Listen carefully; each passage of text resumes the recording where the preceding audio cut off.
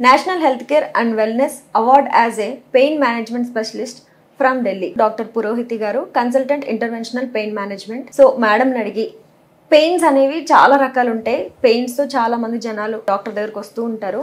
వాళ్ళ పెయిన్ని ఎలా డిస్క్రైబ్ చేస్తారు, వాళ్ళ పెయిన్ ఉన్న ట్రీట్మెంట్స్ ఏంటి, అవన్నీ కూడా మేడంని అడిగి కనుక్కుందాం. Hi madam. నమస్తే. నమస్తే. సో పేషెంట్స్ మీ దగ్గరికి చాలా మంది చాలా ప్రాబ్లమ్స్ వస్తుంటారు. అందులో పెయిన్స్ కూడా ఒక రకం అని చెప్పచ్చు. వాళ్ళకున్న పెయిన్స్ని వాళ్ళు మీతో ఎలా డిస్క్రైబ్ చేసి చెప్తుంటారు మేడం? పెయిన్ అన్నది ఒక జనరల్ టర్మ్. మన బాడీలో ఏ ప్రాబ్లం వచ్చినా ఫస్ట్ మనం ప్రెజెంట్ అయ్యేది పెయిన్తోనే. ఈ పెయిన్ అన్నది పేషెంట్ డిస్క్రిప్షన్ని బట్టి షార్ప్ పెయిన్ కానీ, లేదా పిన్స్ అండ్ నీడిల్ గుచ్చినట్లు ఉండటం కానీ, లేదా throbbing pain, dull aching pain కానీ, షాక్ కొట్టినట్లు ఉండటం కానీ ఇలాగ డిస్క్రైబ్ చేస్తూ ఉంటారు. ఈ పెయిన్ అన్నది ఒక్క ఏరియాలో ఉండొచ్చు, లేదా ఒక బాడీలో ఒక పార్ట్ మొత్తం ఎఫెక్ట్ అవ్వచ్చు, లేదా టోటల్ బాడీ కూడా ఎఫెక్ట్ అవ్వచ్చు. ఎగ్జాంపుల్ ఆర్థరైటిస్ పెయిన్ చూస్తుంటాం, జాయింట్ పెయిన్స్ ఎక్కువ వస్తుంటాయి. సో క్యాన్సర్ పెయిన్ చూస్తుంటాం. క్యాన్సర్ ఏంటంటే ఉన్న చోట పెయినే కాకుండా, క్యాన్సర్ అనేది అక్కడ కాకుండా బాడీలో ఏ పార్ట్కి వెళ్ళి కూర్చున్నా ఆ ఏరియా మొత్తం పెయిన్ వస్తుంది. సో పేషెంట్స్లో పెయిన్ అన్నది వచ్చింది అంటే ఇది యాక్చువల్లీ గుడ్ సైన్గా తీసుకోవాలి. పెయిన్ అన్నది పేషెంట్ని డాక్టర్ వరకు తీసుకొస్తుంది. సో మన బాడీలో ఏ డ్యామేజ్ జరిగినా, ఏ డిసీజ్ ఉన్నా, అండర్లైన్ మెడికల్ కండిషన్స్ ఏమున్నా కూడా మన నర్వస్ సిస్టమ్ అన్నది యాక్టివేట్ అయ్యి మనకు పెయిన్ అన్నది వస్తుంది. ఓకే. సో ఈ పెయిన్స్ రావడానికి టైప్స్ ఉంటాయి కదా మేడం? టైప్స్ ఆఫ్ పెయిన్స్ అంటే ఏం చెప్తారు దీంట్లో? టైప్స్ ఆఫ్ పెయిన్ అంటే పేషెంట్ డాక్టర్ దగ్గరికి వచ్చే టైంని బట్టి డిసైడ్ అవుతుంది. ఒకవేళ పెయిన్ అన్నది కొద్ది రోజులు ఉండొచ్చు, లేదా వారాలు, నెలలు ఉండొచ్చు. ఇలాంటి పెయిన్ని అక్యూట్ పెయిన్ అంటాం. ఈ అక్యూట్ పెయిన్ అన్నది మనకి ఏదైనా ఇంజురీ జరిగినా, యాక్సిడెంట్ అయినా, లేదా ఏమైనా సర్జరీస్ జరిగినా ఇలాంటి టైంలో వచ్చే పెయిన్ని అక్యూట్ పెయిన్ అంటాం. లేదు పెయిన్ అన్నది నెలల తరబడి, సంవత్సరాల తరబడి ఉంది, చాలా రోజుల నుంచి బాధపడుతున్నాము అన్నప్పుడు దీన్ని క్రానిక్ పెయిన్ అంటాం. ఉదాహరణకు తీసుకుంటే క్యాన్సర్ పెయిన్ అవ్వచ్చు, లేదా క్రానిక్ మైగ్రేన్ వస్తూ ఉంటుంది, ఇది అవ్వచ్చు, బ్యాక్ పెయిన్ అవ్వచ్చు. వీటిని క్రానిక్ పెయిన్గా కన్సిడర్ చేస్తాం. అండ్ అక్యూట్ పెయిన్ అన్నది డయాగ్నోస్ చేయటము తేలిక, ట్రీట్మెంట్ ఇవ్వటం కూడా తేలిక, త్వరగా ట్రీట్మెంట్కి రెస్పాండ్ అవుతారు. క్రానిక్ పెయిన్ అంటే చాలా సంవత్సరాలు, చాలా నెలలు బాధపడి ఉంటారు కాబట్టి డయాగ్నోస్ చేయడానికి కొన్ని టెస్ట్ చేయాల్సి ఉంటుంది. దీని తర్వాత ట్రీట్మెంట్కి రెస్పాండ్ అవ్వడానికి కూడా కొంచెం టైం తీసుకుంటారు. సో ఈ పెయిన్స్ రావడానికి రీజన్స్ అంటే ఏముంటాయి మేడం జనరల్? మన బాడీలో ఏ డిస్టర్బెన్సెస్ వచ్చినా, ఏ మెడికల్ కండిషన్ అయినా కానీ, ఎలాంటి సిచ్యువేషన్ అయినా మనకు పేషెంట్ ప్రెజెంట్ అయ్యేది పెయిన్తోనే.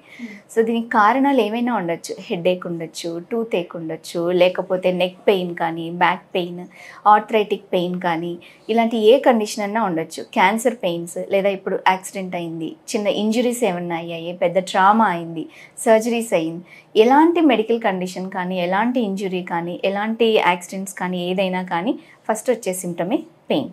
సో ఈ పెయిన్స్ వచ్చినప్పుడు డాక్టర్ని ఎలాంటి టైంలో, ఎంత టైంలో కన్సల్ట్ అయితే బెటర్ ఉంటుంది? యూజువల్లీ ఏంటంటే చిన్న పెయిన్ అని ఎక్కువ మందులు తీసుకునే వాళ్ళు ఉంటారు, లేదు చిన్న పెయిన్ అని కంగారు పడిపోయి డే 1 వచ్చేవాళ్ళు ఉంటారు.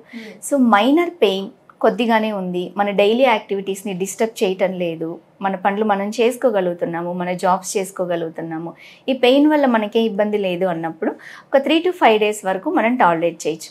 లేదు పెయిన్ సివియారిటీ ఎక్కువ ఉంది, డే టు డే సివియర్ అవుతుంది, మన డైలీ యాక్టివిటీస్ కష్టం అవుతుంది, మన జాబ్ చేసుకోవటం ఇబ్బంది అవుతుంది, ఇది కాకుండా వీటితో పాటు అసోసియేటెడ్ సిమ్టమ్స్ ఏమైనా ఉన్నాయా, ఆకలి తగ్గటం కానీ, లేదా పెయిన్ వచ్చిన లొకేషన్ని బట్టి కానీ, వెయిట్ లాస్ రావటం కానీ, ఇలాంటివి ఏమైనా అసోసియేటెడ్ సిమ్టమ్స్ ఉంటే వెంటనే డాక్టర్ని కలవాల్సి ఉంటుంది. సో ఇన్ని పెయిన్స్ ఉన్నాయి కదా మేడం, చాలా టైప్స్ ఆఫ్ పెయిన్స్ ఉన్నాయి. అందులో డేంజరస్ పెయిన్ అని అంటే ఏం చెప్తారు?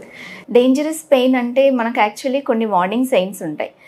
వార్నింగ్ సైన్స్ అంటే ఏంటంటే పెయిన్ అన్నది ఒక ఏరియాలోనే వచ్చిన ఏరియాలోనే ఉందా, లేదా ఆ అవయవం అంతా స్ప్రెడ్ అవుతుందా, లేదా ఉన్న ఏరియా కాకుండా ఇప్పుడు బ్యాక్ పెయిన్ ఉంది, బ్యాక్ పెయిన్ అక్కడే ఉండకుండా కాలు మొత్తం రేడియేట్ అవుతుంది కొందరిలో, ఇలా ఏమైనా రేడియేట్ అవుతుందా, లేదు కొందరికి క్యాన్సర్ ఉన్న వాళ్ళకి ఏంటంటే క్యాన్సర్ ఉన్న ఏరియాలో కాకుండా బాడీలో వేరే పార్ట్స్ కూడా స్ప్రెడ్ అవుతుంది, దీన్నే మెటాస్టాసిస్ అంటాం.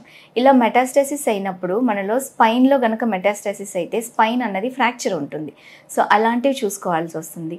మనలో సెన్సేషన్స్ ఏమైనా ఆల్టర్ అవుతున్నాయా అంటే చలికి కానీ, లేదా వేడికి కానీ రెస్పాండ్ అవ్వటం మారుతుందా, లేదా నమ్నెస్ ఎక్కువ రావటం కానీ, పిన్స్ అండ్ నీడిల్ సెన్సేషన్స్ రావటం కానీ, షాకింగ్ లాగా పెయిన్ రావటం కానీ, అసోసియేటెడ్ సిమ్టమ్స్ ఏమన్నా ఉన్నాయా, ఇలాంటి వార్నింగ్ సైన్స్ అన్నవి మనం అప్రిషియేట్ చేయగలిగితే టైంకి డాక్టర్ని కలిసి ట్రీట్మెంట్ తీసుకోవచ్చు.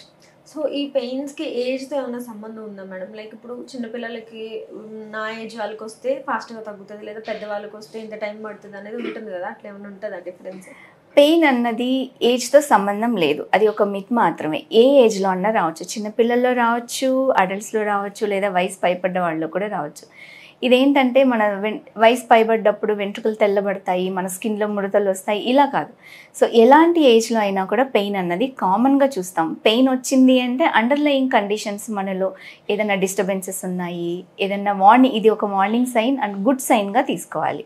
మేడం, మనం పెయిన్స్కి సంబంధించి ఎలా డయాగ్నోసిస్ చేసుకోవచ్చు? మనకి ఎలా తెలుస్తుంది పెయిన్ అన్నది ఒక ఏరియాలో ఉందా, లేదా అక్కడ వచ్చిన రోజు ఒక ఏరియాలో ఉంది, లేదా స్ప్రెడ్ అయిందా, ఒక అవయవం మొత్తం ఎఫెక్ట్ అవుతుందా, ఈ పెయిన్ అన్నది పిన్స్ అండ్ నీడిల్ సెన్సేషన్ ఏమన్నా ఉందా, లేదా ఒక ఏరియా మొత్తం స్ప్రెడ్ అవటం కానీ, షాకింగ్ పెయిన్ రావటం కానీ, దీనివల్ల మన డైలీ యాక్టివిటీస్ ఎఫెక్ట్ అవటం, చేసుకోలేకపోతున్నాం, అసోసియేటెడ్ సిమ్టమ్స్ ఫీవర్ రావటం కానీ, లేదా పెయిన్ ఉన్న లొకేషన్ని బట్టి, సపోజ్ ఇప్పుడు బ్యాక్ పెయిన్ వచ్చింది, కాలుకు మొత్తం రేడియేట్ అవుతుంది, దీనివల్ల ఏంటంటే మన డైలీ పనులు అన్నవి చేసుకోలేం, అండ్ డ్రైవింగ్ కూడా కష్టం, కూర్చోవాలన్నా, లేయాలన్నా, ముందుకు వంగి లేయాలన్నా, ఏమైనా బరువులు లిఫ్ట్ చేయాలన్నా కూడా కష్టం.